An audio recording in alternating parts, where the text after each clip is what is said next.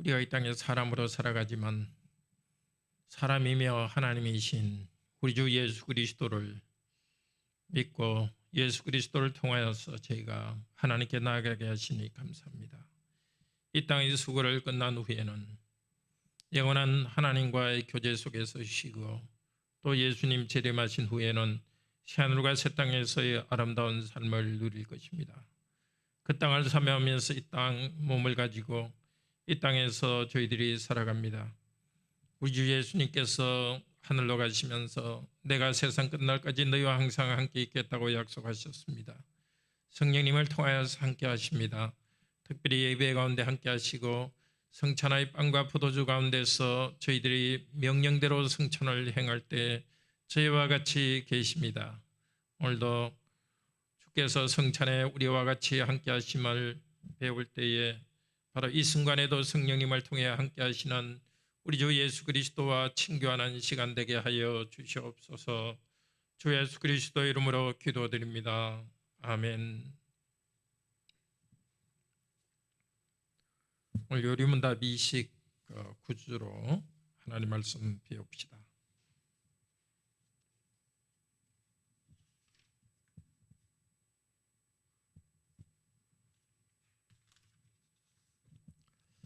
(116페이지입니다)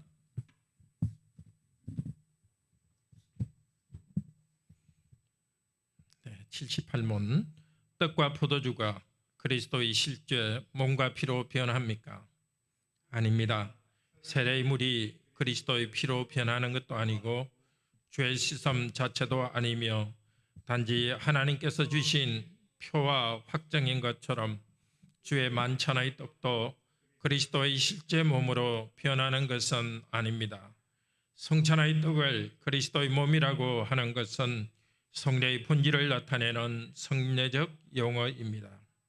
그렇다면 왜 그리스도는 떡을 그의 몸이라 하시고 잔을 그의 피 혹은 그의 피로 세우는 새 언약이라고 말씀하십니까? 또한 바울 사도도 왜 그리스도의 몸과 피에 참여하는 것에 대해서 말합니까? 그리스도께서 그렇게 말씀하신 데에는 중요한 이유가 있습니다. 마치 떡과 포도주가 육신의 생명을 유지시키듯이 십자가에 달리신 그의 몸과 흘리신 피가 우리 영혼을 영생으로 이끄는 참된 양식과 음료라는 사실을 가르치려 하셨습니다. 더 나아가서 그리스도께서는 눈으로 볼 수 있는 이러한 표와 부정으로서 우리에게 다음을 확신시키려 하셨습니다. 첫째, 우리가 그리스도를 기념하면서 이 거룩한 표들을 육신의 입으로 받아 먹는 것처럼 실제로 성령의 역사에 의해 우리가 그의 참된 몸과 피에 참여합니다. 둘째, 그리스도의 모든 고난과 순종이 확실하게 우리의 것이 되어 마치 우리 자신이 직접 모든 고난을 당하고 우리의 죄값을 하나님께 치른 것과 같습니다. 잠깐 제 줌 컴퓨터가 조금 소리가 나서 소리도 끄시고 아마 배터리를 연결해야 될 것 같은데요. 네. 따로 돼 있는 컴퓨터입니다. 네, 성찬에서 그리스도께서 영적으로 실제적으로 임재하신다는 것. 질문은 이것입니다. 성찬에서 빵과 포도주와 그리스도는 어떤 관계가 있는가? 고린도전서 11장 24절에서 이것은 너희를 위하여 내 몸이다. 이것을 행하여 나를 기념하라. 이 떡 혹은 빵을 보고 내 몸이라 그랬습니다. 그러면 빵과 예수님의 몸과 어떤 관계가 있는가? 거기에 대해서 세 가지 견해가 있습니다. 첫째로 로마교는 무슨 설이죠? 우리 성찬 배울 때 이미 다 배웠죠? 로마교는 화채설이라 그러죠? 채, 몸으로 변한다. 떡과 포도주가 실제 그리스도의 살과 피로 변한다 이렇게 말합니다. 그냥 단순히 생각하면 그렇죠. 이것은 내 살이라 그랬으니까 분명히 우리가 보는 것은 빵인데 예수님이 살이라고 했으니까 예수님의 실제적 살로 변해야 된다 생각합니다. 그게 문자적인 생각인데, 자, 그러니까 이게 미신이 생겼죠. 이 떡과 포도주가 하나님인 것, 그것이 그리스도로 변한다니까 그것에 절을 하고 우상 숭배가 되었습니다. 그래서 우리 종교개혁 시대에 믿음의 선배들이 이건 아니다 하면서 도대체 떡과 그리스도와의 어떤 관계가 있는가? 수빙글리 종교개혁 1세대 믿음의 선배인데요. 그분은 상징설을 이야기했습니다. 상징설. 그러니까 떡, 포도주는 그리스도와의 실제적 관계는 없고 다만 상징에 불과하다. 그냥 우리로 하여금 그리스도를 생각하게 하는 상징에 불과하다. 그러면 그리스도께서 굳이 상징이라면은 떡을 가지고 이것은 내 살이다 하면서 그런 특별히 성찬의식을 제정할 필요가 없었죠. 근데 분명히 그리스도께서는 이것은 내 살이다 했으니까 그리스도의 살임은 사실입니다. 그래서 그 구절을 이렇게 봤습니다. 켈빈과 장로교 개혁교회는 영적 실제적인 임재설. 무슨 말이냐면 떡과 포도주와 함께 그리스도는 영적으로 실제적으로 함께 계신다. 로마교는 육체적으로 함께 계신다 이렇게 생각했고, 종교개혁 1세대인 상징설을 이야기한 분은 빵이라는 것과 연결하여서 특별히 그리스도가 계시지는 않는다. 실제로 계시지는 않는다. 그에 비해서 켈빈은 아니다. 내 살이다 하고 내가 함께 있다 그랬기 때문에 그리스도께서는 함께 계신데 몸은 하늘에 계신 게 분명하니까 영으로 우리와 함께 계신다.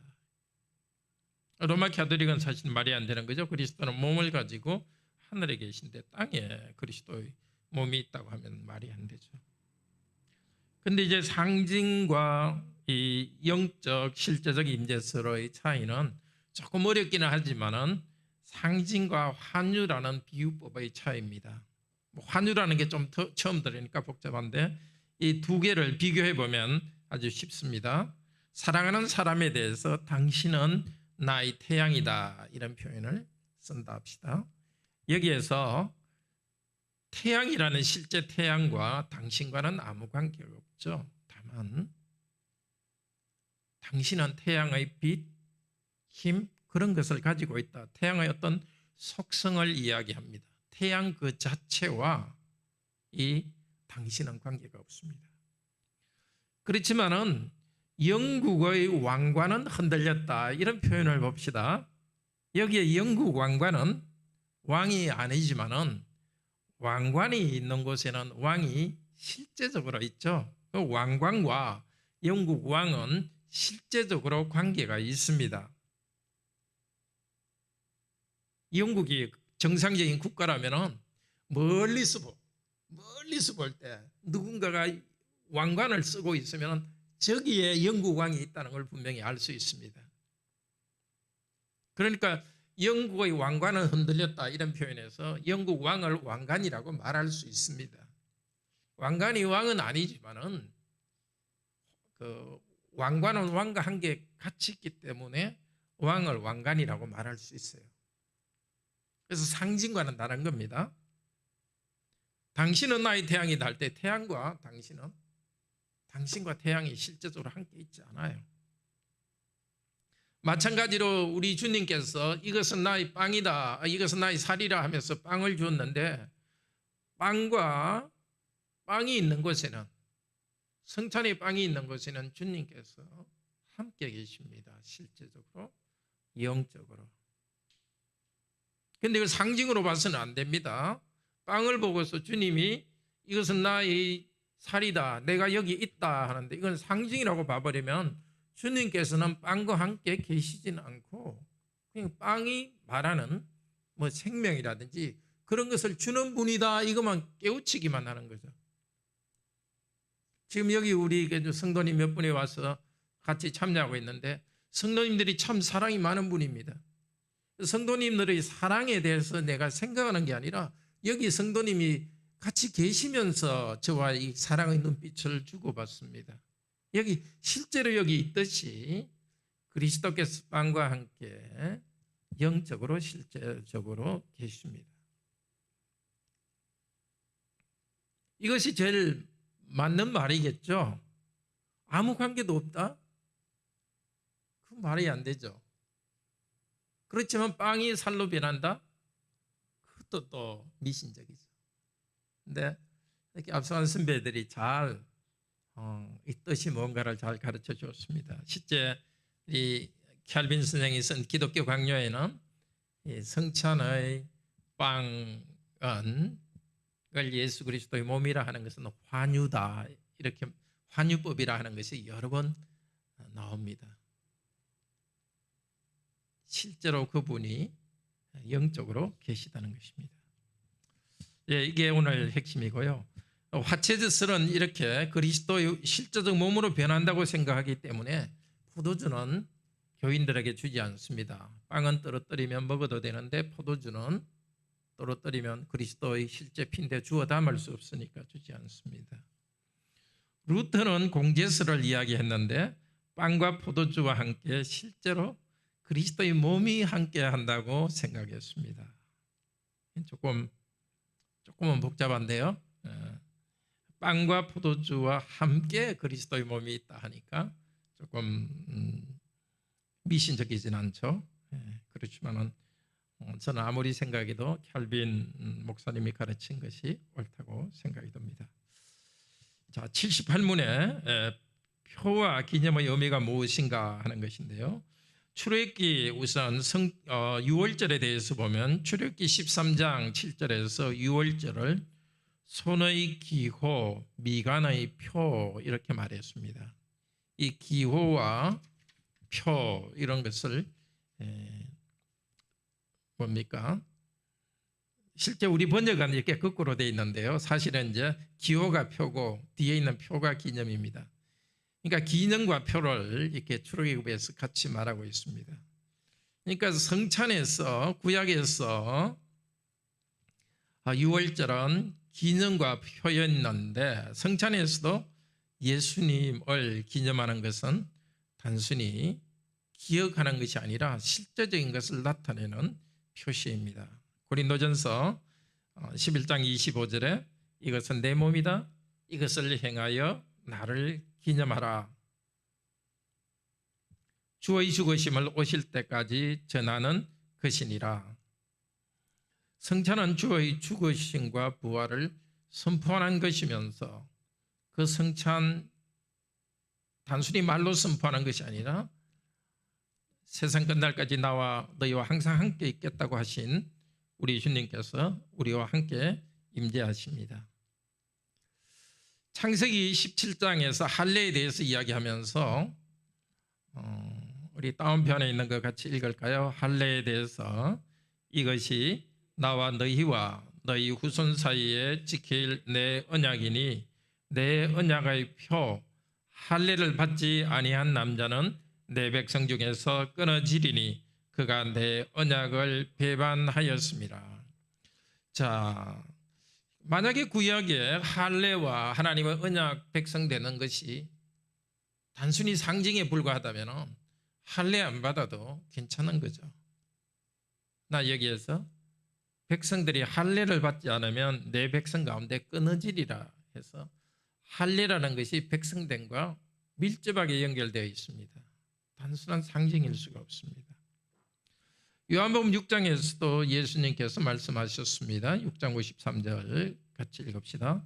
인자의 살을 먹지 아니하고 인자의 피를 마시지 아니하면 너희 속에 생명이 없나니라. 살과 피를 마시지 아니하면 생명이 없다고 말할 정도로 살과 피를 마시는 것, 먹고 마시는 것, 그것이 우리의 구원과 생명과 밀접하게 관련되어 있다 합니다. 단순히 상징이 아니라 주님 그분께서 직접 함께 하시고 교제하시는 것입니다. 성례와 구원이 고라원에 밀접하게 연결되어 있습니다. 자, 그런데 여기 기념에서는, 성찬의 기념에서는 기념하는 것은 내가 아니라 주님이 주인입니다. 3.1절 기념식 할 때는 내가 주인이 되어서 그것을 기억하고 되새깁니다. 그런데 성찬에서 기념할 때는 살아계신 예수님이 주인이십니다. 내가 생각하니까 거기에 계시고, 내가 묵상하니까 거기에 계시고, 그것이 아니라 그리스도께서 교회가 정한 대로 성찬의 빵과 포도주로 행하실 때 그리스도께서는 우리와 함께 계십니다. 다만 이제 우리가 믿음으로 반응해야 됩니다. 믿음으로 받을 때에 우리와 함께 계신 그리스도께서 은혜를 주십니다. 실제로 죄 용서의 은혜를 다시 주시고 생명을 주시고 성령님을 통해서 그리스도와 연합되게 행하십니다. 성찬에서 일어나는 일은 주님께서 성령님을 통해서 행하십니다. 우리는 성경에서 나온 대로 그 주님이 어떤 분인지를 고백하고 성령님께서 우리를 주님과 연합시키기를 기도하면서 성찬에 참여합니다. 그러니까 79문은 성찬에 대해서 가르침과 확신 두 가지로 표시해서 말합니다. 요리문답 116페이지에서는 제일 밑에 가르치려 하셨습니다. 성찬을 통해서 가르칩니다. 뭘 가르쳐요? 예수 그리스도께서 참된 양식과 음료라는 것을 가르칩니다. 가르치는 요소가 있습니다. 그래서 상징설과 상징설의 요소가 있습니다. 가르치는 것으로만 끝난다면 상징으로 끝나지만, 그러나 더 나아가서 우리에게 확신을 주십니다. 핵심은 성령님의 역사입니다. 성찬에서 우리가 뭘 많이 하는 것이 아니라 그리스도가 어떤 분인지를 알고 믿음으로 성찬에 나아갈 때 성령님께서 실제적으로 임하십니다. 그러니까 성령님의 임재와 일하심을 뺀다면 성찬의 유익이 있을 수 없습니다. 만약에 로마교처럼 그렇게 고백한다면, 예를 들면 자동적으로 이 빵이 그리스도의 몸으로 변하니까 먹기만 하면 자동적으로 나한테 이익이 있다, 그렇게 말하겠죠. 그러나 그리스도의 몸은 하늘에 계시고 그리스도와 우리의 연합을 경험하는 것은 성령께서 일하셔서 이 일이 이루어집니다. 그래서 성령께서 일하셔서 어디에 참여한다 그래요? 그리스도의 참된 몸과 피에 참여합니다. 그냥 몸과 피에 대해서 배우는 것이 아니라, 그리스도에 대해서 배우는 것이 아니라 몸과 피에 참여합니다. 왜 이 말을 그대로 쓰는가? 우리 지난주에 성찬에 대해서 배울 때 고린도전서 10장 16절 17절요. 우리 요리문답 113페이지 그 답에 보면 나와 있죠. 성경을 펴셔도 되겠고, 요리문답 우리 113페이지 큰 글씨로 바울 사도는 거듭 이 약속의 말씀을 하셨습니다. 우리가 그분 같이 한번 읽읍시다. 우리가 축복하는 바 축복의 자는 그리스도의 피에 참여함이 아니며 우리가 떼는 떡은 그리스도의 몸에 참여함이 아니냐. 떡이 하나요 많은 우리가 한 몸이니 이는 우리가 다 한 떡에 참여함이라. 분명히 이 말씀에서 말씀하고 있잖아요. 그리스도의 피와 몸에 참여하는데 이게 실제로 참여하는 거지 가짜로 참여하는 것은 아니잖아요. 여기는 코이노니아인데 실제로 참여하는데 그럼 어떻게 이루어지는가? 그건 성령님을 통해서밖에 그것은 불가능한 겁니다.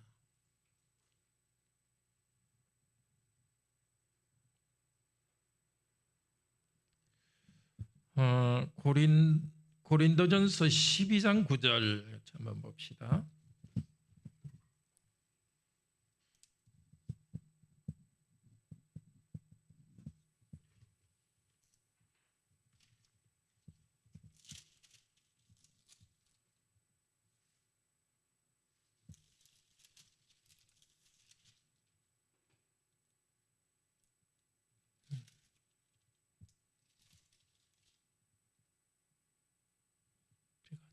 조금 혼돈을 했네요.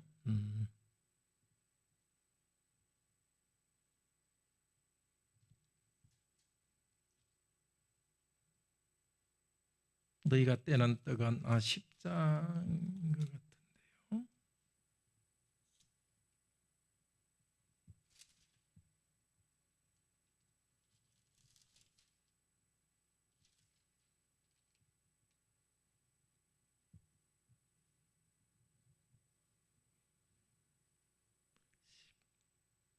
네, 제가 지금 혼돈을 좀 하고 있습니다. 너희가 떼는 떡은 그리스도의 몸에 참여함이 아니면 10장 13절이죠. 그게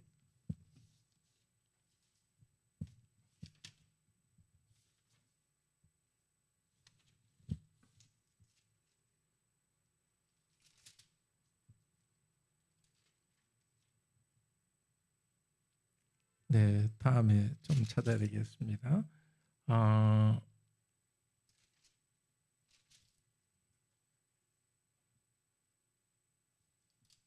네, 우리가 한 성령을 마셨다 하는 건데요.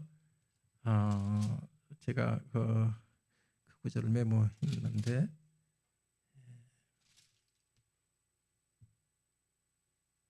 예, 12장 13절입니다. 예, 고린도전서 12장 13절 같이 한번 읽읍시다. 12장 13절. 우리가 유대인이나 헬라인이나 종이나 자유인이나 다 한 성령으로 세례를 받아 한 몸이 되었고 다 한 성령을 마시게 하셨느니라. 한 성령을 마시게 하는, 그러니까 성찬의 포도주를 마실 때 우리가 한 성령을 마시는 성령님의 역사가 있기 때문에 그리스도의 몸으로서 또 우리가 연합됩니다. 이 실제적인 일이 일어나고 그래서 확신이 있습니다. 그 다음에 확신 두 번째, 그리스도의 고난과 순종이 우리 요리문답에 있는 겁니다만 파란색으로 된 거 교재에 같이 읽읍시다. 그리스도의 고난과 순종이 어떻게 과란에 확실하게 계속 읽읍시다.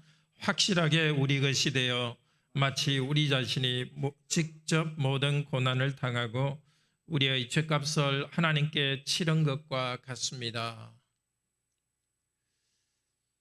자, 이런 고백은 우리가 체험적으로 성찬에 참여해 보니까 항상 그렇더라 이렇게 해서 하는 것이 아니라 이 고백은 성경에서 성령께서 하신 말씀을 그대로 우리가 반복해서 고백합니다. 우리가 떼는 떡과 잔은 그의 몸과 피에 참여한다. 그건 실제적인 참여고 또 한 성령을 마시게 했기 때문에 실제적으로 이것이 일어납니다. 어떻게 그것이 실제적으로 일어나는지에 대해서 우리는 잘 모릅니다. 캘빈 목사님도 이 성찬에 대해서 한참 설명하다가 잘 모릅니다 이렇게 끝나요. 그리스도 연합이 이루어지는데 어떻게 설명하는지 그 신비 부분에 대해서는 우리는 더 이상 설명할 수는 없다. 그렇지만 성경에서 말하는 대로 우리는 고백하고 성찬에 참여할 때마다 얼마나 성령께서 그런 그리스도와 연합을 또 죄 용서의 체험을 주시는가 하는 것은 성령께서 은혜로 우리에게 주시는 것입니다. 언약의 교제의 신비, 그 신비의 핵심은 성찬에서 주님은 우리와 함께 계시고 우리는 주님의 몸에 연합하여서 그리스도의 몸으로 우리가 변해 갑니다. 그리스도께서는 우리에게 선언하십니다. 내 뼈 중의 뼈요 살 중의 살이다. 창세기 2장에 아담이 하와에게 한 말이지만 에베소서 5장 32절에서는 예수님께서 신부된 우리 교회에 대한 선언이라고 합니다. 그리스도와 하나 되는 것, 그것을 성찬에서 잘 나타내 줍니다. 빵과 떡을 먹으면 소화되어서 우리 몸의 한 부분으로 변해가듯이 성찬을 통해서 우리가 주님의 형상으로 변화되어 갑니다. 믿음으로 성찬에 계속 참여할 때 이렇게 우리가 그리스도의 형상으로 변해 갑니다. 주님이 하시는 것이 핵심이죠. 주님께서 하시는 신비의 연합, 이것을 놓치면 물질을 신비하게 생각합니다. 로마교처럼 빵 먹으면 자동적으로, 포도주 먹으면 자동적으로 뭐가 유익이 있는 것처럼 생각합니다. 그런데 우리 개신교 성도들 중에는 자기 생각을 더 중요하게 생각합니다. 내가 나를 점검해 보니까 내가 부족함이 있으니까 잘못하면 부족함이 있는 상태에서 성찬에 참여하면 벌 받겠다, 이런 두려움으로 성찬에 참여하지 않거나 이번 주는 성찬이 있으니까 좀 더 거룩하게 살아야 되겠다, 그렇게 생각하는 거죠. 성찬이 있는 물질이 있는 그날만 생각하는 거니까, 그리스도와 연합을 생각하지 않으니까 개신교인들도 그렇게 화채설을 믿지 않지만은 결국 로마 가톨릭과 비슷합니다. 빵과 포도주가 있는 그 성찬 때만 이렇게 그리스도께서 자동적으로 성찬의 있는 빵과 포도주가 있는 그날만 피하면 된다, 거룩함에 살면 된다 하는 것은 빵과 포도주를 또 미신으로 생각하는 것과 같습니다. 빵과 포도주가 신령한 음식이 아니라 그것을 수단으로 해서 그리스도께서 신령한 음식입니다. 그런데 그리스도께서 그것을 사용하시니까 우리는 하는 겁니다. 우리는 그리스도와 연합되어 갑니다. 그래서 두려워하기보다는 항상 성찬과 함께 영적으로 계시는 은혜로운 주님 앞으로 달려갑시다. 성찬의 실제적 유익이 있습니다. 주님께서는 일상적으로 먹는 빵을 통해서 성찬의 신비를 가르쳐 주셨습니다. 보통 먹는 빵입니다. 생활에서 주님과의 언약적 관계를 잘 깨닫고 누릴 때 성찬에서 주님과 교제를 잘 할 수 있습니다. 보통 음식으로 하는 성찬에서 우리는 조금 다르죠. 빵과 포도주가 우리의 일상 음식이는 아니지만 그래도 일상 음식입니다. 원래는 일상 음식으로서 성찬에서 주님과 신비를 경험한 성도는 집에서 일상 음식으로 밥을 먹을 때도 주님과의 신비한 과로안의 교제를 누릴 것입니다. 일상의 음식과 성찬의 빵과 포도주가 같은 것이라는 것은 일상과 예배가 이렇게 분리된 것이 아니라 아주 연결되어 있다는 것. 우리의 일상의 삶 가운데서 주님은 왕으로서 우리를 다스리고 또 그 고백 가운데 우리는 성찬에 와서 주님을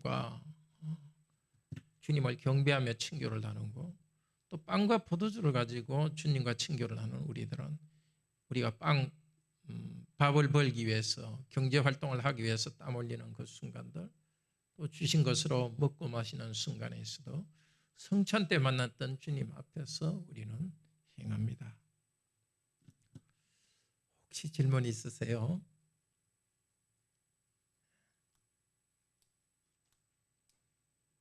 네, 함께 기도합시다. 내가 세상 끝날까지 너희와 항상 함께 있겠다고 약속하신 우리 주 예수님, 내가 너희를 고아처럼 버려두지 않고 다시 오겠다 하시면서 성령님을 통해서 이 땅에 함께 계시니 감사합니다. 오순절 성령님 오시고 성령님께서 하늘에 계신 몸으로 계신 그리스도와 우리를 연합시켜 주시니 감사합니다. 또한 그리스도께서는 신이심으로 그 능력으로 우리와 함께 계시니 감사합니다. 어디 가든지 우리가 역경에 있든지 기뻐하든지 항상 우리와 같이 계시니 감사합니다. 우리가 그리스도와 함께 살아가고 죄 용서와 생명을 누린다는 것을 더 강렬하고 분명하게 경험할 수 있도록 성찬의 은혜를 주셔서 감사합니다. 이제 2주 후에 우리가 또 성찬을 받을 때에 우리 주님의 임재를 약속한 대로 우리에게 허락하여 주시옵소서. 주께 주시는 이 은혜 안에서 저희가 주님을 받고 또 성찬 안에서 함께 계시는 하늘에 계신 우리 주님을 우리 온 마음과 뜻과 정성을 다하여 경배하게 하소서. 성찬에서 우리와 함께 하셨던 주님께서는 또 이번 한 주간 동안 저희들이 집에서 먹고 마시는 가운데 일하는 가운데 그곳에도 함께 계십니다. 신비하신 주 예수 그리스도여, 우리와 계속 교제하여 주시고 재림할 그날까지 저희들이 예수 그리스도의 죽으심과 부활을 우리의 삶으로 증거하고 믿음으로 고백하고 나아가게 하여 주시옵소서. 주 예수 그리스도 이름으로 기도드립니다. 아멘. 다들 저녁에도 평안한 저녁 되시고 한 주 동안도 정말 주님과 동행하는 한 주 되기 바랍니다. 이번